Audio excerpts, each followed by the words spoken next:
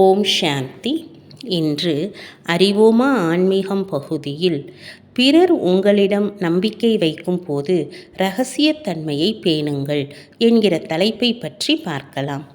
மக்கள் நம்மிடம் நம்பிக்கை வைத்து இரகசியமான அல்லது அந்தரங்க தகவலை வெளிப்படுத்தும் போது இரகசியத்தன்மையை பேணுவோம் என்று அவர்கள் நம்புகிறார்கள். கடைசியாக உங்களுடைய குடும்ப உறுப்பினர் அல்லது நண்பர் உங்களுடன் ஒரு இரகசியத்தை பகிர்ந்து கொண்டதை நீங்கள் நினைவில் வைத்திருக்கிறீர்களா? இந்த பழக்கம் நமது நம்பகத்தன்மையையும் நமது உறவுகளையும் ஆபத்தில் ஆழ்த்துகிறது. இரகசியத்தை பராமரிப்பது உங்களுடைய ஆளுமைத்தன்மையை பிரதிபலிக்கின்றது. நீங்கள் எவ்வளவு நம்பகமானவர், நம்பிக்கைக்குரியவர் மற்றும் உண்மையானவராக இருக்கிறீர்கள்.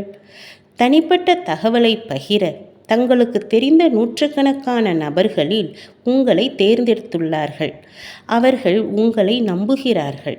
அவர்கள் நீங்கள் மட்டுமே தெரிந்து கொள்ள வேண்டும் என்று விரும்புகிறார்கள், அல்லது உங்களுடைய கருத்து அவர்களுக்கு தேவைப்படுகிறது. யாரோ ஒருவர் தங்களுடைய வாழ்க்கையிலோ அல்லது பிறருடைய வாழ்க்கையிலோ முக்கியமான விஷயத்தை பற்றி விவாதிக்கும் போது தனியுரிமைக்கு மதிப்பளியுங்கள்.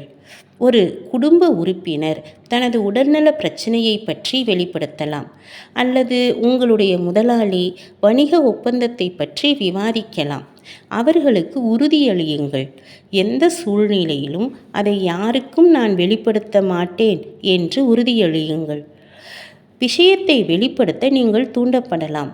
பிறர் உங்களை திறக்கும்படி வற்புறுத்தலாம். நீங்கள் விட்டு கொடுத்தால் உங்களிடம் நம்பிக்கை வைத்தவரின் நற்பெயரை சேதப்படுத்துவது மட்டுமல்லாமல் உங்களுடைய சொந்த நம்பகத்தன்மையையும் இழக்கிறீர்கள். தனிப்பட்ட அல்லது தொழில்முறை எந்த ஒரு நல்ல உறவிலும் இரகசியத்தன்மையை பராமரிப்பது ஒரு முழுமையான தேவையாகும்.